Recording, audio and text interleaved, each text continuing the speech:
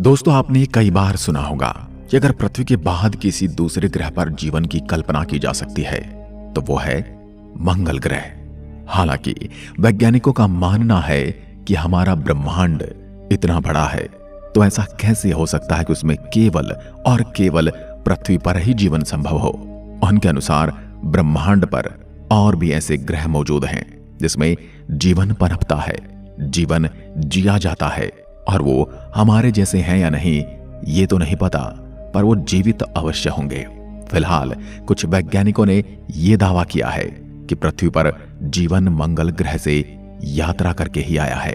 अब इस बात में कितनी सच्चाई है इसकी पुष्टि मैं नहीं करता, लेकिन क्या कभी मंगल ग्रह पर जीवन था तो उसका जीवन कैसे और कब नष्ट हुआ, ये सबसे बड़ा सवाल है। ये एक ऐसा प्रश्न है जिसका उत्तर हर कोई जानना चाहता है। इसीलिए आज हम इस विषय पर बात करेंगे और जानेंगे आखिर कैसे कैसे हालात रहे होंगे जिन्होंने मंगल ग्रह को बेजान कर डाला, लेकिन पृथ्वी पर जीवन को भेज दिया। ये बात तो आप भी जानते होंगे कि सभी ग्रहों का जन्म तारे से होता है और हमारे सौरमंडल के सभी ग्रह भी हमारे सूर्य से ही जन्म लेते हैं। अब हमारा सूरज सबसे गर्म पिंड है, इसलिए इसमें जन्मे सभी ग्रह भी बेहद गर्म रहे होंगे। लेकिन ग्रहों के पास खुद से गर्मी पैदा करने का कोई जरिया नहीं था, इसलिए उन्होंने ठंडा होना शुरू कर दिया। यह प्रक्रिया करोड़ों साल तक यूं ही चलती रही। मंगल ग्रह जो कि पृथ्वी से काफी छोटा है और सूर्य से भी इसकी दूरी कहीं ज्यादा है, इसलिए मंगल ग्रह पर करोड़ों साल पहले ही आदर्श तापमान बन गया था। जब जन्म के करोड़ों साल बाद भी हमारी पृथ्वी एक भट्टी की तरह तप रही थी, तब मंगल ग्रह पर अच्छा तापमान था और वहां पर स्वच्छ पानी के सागर बहने लगे थे। और अतीत में पानी बहने के सबूत हमारे खोजयानों ने भी ढूंढ निकाले हैं। हमें मंगल पर पानी होने के सबूत मिले हैं। मंगल के इन्हीं महासागरों में सूक्ष्म बैक्टीरिया जन्म लेने लगे और किसी भी ग्रह पर जीवन की शुरुआत बैक्टीरिया के रूप में ही होती है, जबकि बड़े जीव बनने के लिए फिर उन्हें एक लंबा समय तय करना होता है, एक लंबी यात्रा से गुजरना होता है, जबकि मंगल ग्रह पर उन्हें वो समय नहीं मिला, क्योंकि तभी एक एस्ट्रॉयड तेज गति से होता हुआ मंगल ग्रह से टकरा गया, जिससे हजारों परमाणु बम के बराबर उस एस्ट्रॉयड से ऊर्जा निकली और उससे मंगल ग्रह का ऊपरी हिस्सा समाप्त हो गया। इस टकराव से मंगल ग्रह के बैक्टीरिया अपने आप नष्ट हो गए। उसी समय एक और ग्रह घूमता हुआ हमारी पृथ्वी से टकराया और पृथ्वी के दो टुकड़े हो गए। हाँ, यह बात और है कि तब पृथ्वी पर कोई जीवन था ही नहीं, तो उस टक्कर से पृथ्वी के जो टुकड़े हुए उनमें से एक टुकड़े पर तो हम रहते हैं और जो बचा दूसरा टुकड़ा उसे हम आज चांद कहते हैं। इसलिए हिंदू पौराणिक ग्रंथों में पृथ्वी को चांद की बहन कहा गया है और हम पृथ्वी को माता मानते हैं, इसीलिए चंदा को मामा कहा गया है। पृथ्वी के उस ग्रह से हुई टक्कर एक अच्छा संयोग था, क्योंकि उससे भविष्य में पृथ्वी पर जन्म जीने लायक परिस्थितियां बनने वाली थी। साल 2014 में नासा के रोवर्स ने मंगल ग्रह की एक जबरदस्त तस्वीर ली थी, क्योंकि इस तस्वीर में गोल पत्थर दिखाई दिए थे जो कि हजारों साल पानी बहने के कारण बनते हैं। साथ ही तस्वीर में काफी सारे दर्रे और नदी रूपी संरचनाएं भी थी, जिसको देखकर वैज्ञानिकों ने अनुमान लगाया कि एस्टेरॉयड की टक्कर के बावजूद भी मंगल की धरती के अंदर पानी तरल रूप में रहा होगा, क्योंकि ज्वालामुखी के फटने के कारण भाव की अवस्था में बाहर निकला। आपको यह भी पता होना चाहिए कि मंगल ग्रह पर अनगिनत ज्वालामुखी हैं। एवरेस्ट की चोटी से 3 गुना ऊंचा मंगल का ओलंपस पर्वत भी असल में एक ज्वालामुखी ही है। जलवाष्प के रूप में ज्वालामुखियों ने जब पानी बाहर फेंका तो मंगल पर बादल बने, जिससे बारिश हुई, जिससे एक बार फिर से मंगल ग्रह पर जीवन पनपने लगा। लेकिन ये दूसरी बार पनपने वाला जीवन भी यहाँ लंबे समय तक नहीं चल सका, क्योंकि सूर्य से ज्यादा दूरी होने की वजह से मंगल ग्रह तब काफी ज्यादा ठंडा हो गया था और उसका पानी बर्फ में जम गया था।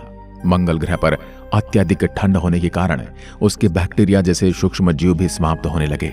दूसरी तरफ तभी पृथ्वी का तापमान अब सही होने लगा था और चंद्रमा के गुरुत्वाकर्षण ने पृथ्वी को तब एक महत्वपूर्ण बेहतरीन स्थिति प्रदान की, जबकि ऐसी स्थिरता मंगल ग्रह पर नहीं थी, क्योंकि उनके दोनों उपग्रह बेहद छोटे हैं और उनका गुरुत्वाकर्षण बल मंगल ग्रह को एक धुरी पर बांधने लायक नहीं है, जबकि हमारा चंद्रमा काफी बड़ा है और उसका गुरुत्वाकर्षण बल हमारी पृथ्वी को एक तरफ झुकाकर रखता है, जिसकी वजह से यहाँ सर्दी, गर्मी और बारिश वाले मौसम बन पाते हैं। पृथ्वी पर जीवन केवल मंगल ग्रह की तरह बैक्टीरिया में नहीं पनपा, बल्कि यहाँ पर समुद्रों में कई तरह के जीव विकसित होने लगे। लेकिन तब पृथ्वी के पास ओजोन परत नहीं थी, तब कोई भी जीव समुद्र से बाहर नहीं रह सकता था। लेकिन पृथ्वी पर आदर्श तापमान की वजह से बैक्टीरिया का निर्माण हुआ, जो सूरज की गर्मी को सहन कर सकते थे। उस अनोखे घटनाक्रम के जरिए बैक्टीरिया जीवन के लिए एक बेहतरीन पदार्थ का निर्माण करने लगे, जिसे हम ऑक्सीजन कहते हैं। तब पृथ्वी पर मंगल ग्रह से कहीं ज्यादा ऑक्सीजन बन गई थी, और जब सूरज की घातक अल्ट्रा वायलेट किरणें ऑक्सीजन के अणुओं पर गिरी, तो ऑक्सीजन के दोनों परमाणुओं ने अलग होकर ओजोन परत का निर्माण किया, और पृथ्वी के चारों ओर ओजोन की मोटी परत बन गई, जो सूर्य से निकलने वाली घातक किरणों को सोखने का काम करने लगी। अब पृथ्वी का वातावरण काफी अच्छा हो चुका था, और यहाँ के जीवों ने समुद्र के बाहर निकलकर धरती पर रहना आरंभ कर दिया था।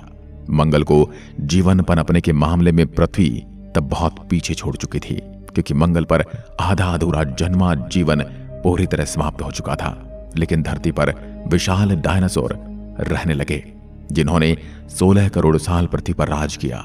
लेकिन यहाँ लंबे समय तक राज करना भी आसान नहीं था। इसलिए एक उल्कापिंड के गिरने से उन विशाल डायनासोर का भी अंत हो गया। इस उल्कापिंड ने पूरी दुनिया में तबाही मचाकर रखती थी, और तापमान भी बहुत ज्यादा हो गया था।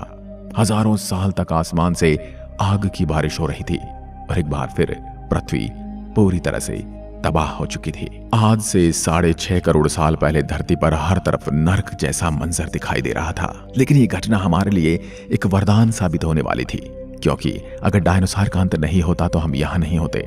उनके अंत के साथ ही स्तनधारी जीवों की प्रजाति को आगे बढ़ने का मौका मिला। पीढ़ी दर पीढ़ी उनमें कई तरह के बदलाव देखने को मिले, और करीब 6 करोड़ साल चले। इस बदलाव की वजह से इंसान जैसे बुद्धिमान प्रजाति का जन्म हुआ। जहां पहले डायनासोर अपनी ताकत के दम पर राज करते थे, वहीं अब इंसानों ने अपनी बुद्धिमानी के दम पर राज करना आरंभ कर दिया। हमने यहाँ मौजूद हर साधन का इस्तेमाल करना सीखा, और आज हमने इतनी तरक्की कर ली है कि धरती के किसी भी प्राणी का आसानी से खात्मा कर सकते हैं। दोस्तों, ये तो आप मानते ही होंगे कि जीवन की संरचना आसान नहीं है, क्योंकि जीवन केवल ऐसे ग्रहों पर पनपता है जहां परिस्थिति आदर्श हो और तापमान इतना आदर्श हो कि जल तरल अवस्था में रह सके, जहां हमारे चांद जैसा एक बड़ा उपग्रह भी हो जो अपने ग्रह को एकदम स्थिर रखे, जहां ओजोन लेयर हो जो सूरज की हानिकारक किरणों से बचाए रखे, और जिस ग्रह की अपनी चुंबकीय शक्ति भी हो, ताकि सौर तूफान के जीवन सुरक्षित रह सके। भले ही दोस्तों ब्रह्मांड में अरबों ग्रह हों, लेकिन हमारी पृथ्वी जैसी आदर्श परिस्थितियां बहुत कम ग्रह पर रही होंगी। हाँ, ऐसा भी नहीं है कि इस ब्रह्मांड में केवल हमारा ही ग्रह ऐसा है जहां अच्छा तापमान है, लेकिन उन ग्रहों पर एलियन भी वैसे ही राज करते हैं जैसे हम पृथ्वी पर रहते हैं। जब तक पृथ्वी पर आदर्श परिस्थितियां रहेंगी तब तक हम इंसान ऐसे ही रहेंगे, लेकिन हालात भी ऐसे कब तक रहेंगे? क्योंकि ऐसे अनेक कारण हैं जिससे फिर से पृथ्वी के हालात बिगड़ सकते हैं, ठीक वैसे ही जैसे 6.5 करोड़ साल पहले हुआ था। और डायनासोर की तरह हमारा भी खात्मा हो जाएगा। क्या पता किसी एस्ट्रॉयड से हमारी पृथ्वी टकरा सकती है, या फिर किसी घातक वायरस से हमारा अंत हो सकता है, या फिर हम इंसान ही परमाणु बम और जैविक हथियार का इस्तेमाल करके जीवन का खात्मा कर सकते हैं। दोस्तों, कभी ना कभी पृथ्वी से जीवन खत्म जरूर होगा, लेकिन यह भी सच है कि हम इंसानों का पूरी तरह से इस धरती से सफाया नहीं होगा, क्योंकि अभी हम इंसान इस धरती पर केवल 2 लाख सालों से ही हैं, जबकि यहाँ जीवन अरबों सालों से, जिसमें पृथ्वी ने हजारों मुसीबतों का सामना किया है और अनेकों बार यहाँ जीवन नष्ट हुआ है, लेकिन फिर भी यहाँ जीवन पनपा है। यानी जीवन हालात के हिसाब से खुद को बदल लेता है। इसलिए अब कोई अगर घटना पृथ्वी पर होती है तो उससे भले ही हमारा खात्मा हो जाए, लेकिन जीवन को उपजाने वाली परिस्थितियां यहाँ स्थायी रूप से खत्म नहीं होंगी, और यहाँ एक बार फिर से जीवन पनपेगा। ठीक जैसे आज हम यहाँ पर राज करते हैं, ठीक वैसे ही यहाँ पर किसी का राज होगा। ये प्रक्रियाएं शुरू से चलती आई हैं और आगे भी चलती रहेंगी। यहाँ ये बात भी है कि एक न एक दिन पृथ्वी का अंत जरूर होगा, और इसकी वजह बनेगा हमारा सूर्य, जो हमें जीवन देता है, क्योंकि सूर्य ऊर्जा का भंडार है, और जैसे जैसे इसका ईंधन खत्म हो रहा है वैसे वैसे इसका आकार भी बढ़ने लगा है। 2 अरबों साल बाद सूरज 15% बढ़ चुका होगा और तब पृथ्वी काफी ज्यादा गर्म हो चुकी होगी और यहां से जीवन पूरी तरह से समाप्त होना आरंभ हो जाएगा। और जब इस सूरज का ईंधन पूरी तरह से समाप्त हो जाएगा तब इसका आकार पूरी तरह से बढ़ जाएगा। उस समय सूरज का फैलाव हमारी पृथ्वी तक पहुंच जाएगा और हमारी पृथ्वी पिघलकर सूरज में समा जाएगी। इसलिए मैं इतना ही कहूंगा कि हमारी पृथ्वी अमर नहीं है और जिस तरह किसी भी चीज का जन्म होता है ठीक वैसे ही हमारी पृथ्वी का भी जन्म हुआ है और जिसका जन्म हुआ है उसका अंत अवश्य है। आज की वीडियो में बस इतना ही। अगर वीडियो पसंद आए तो लाइक कीजिए और ऐसी वीडियो देखने के लिए हमारे चैनल को तुरंत सब्सक्राइब जरूर करें। धन्यवाद।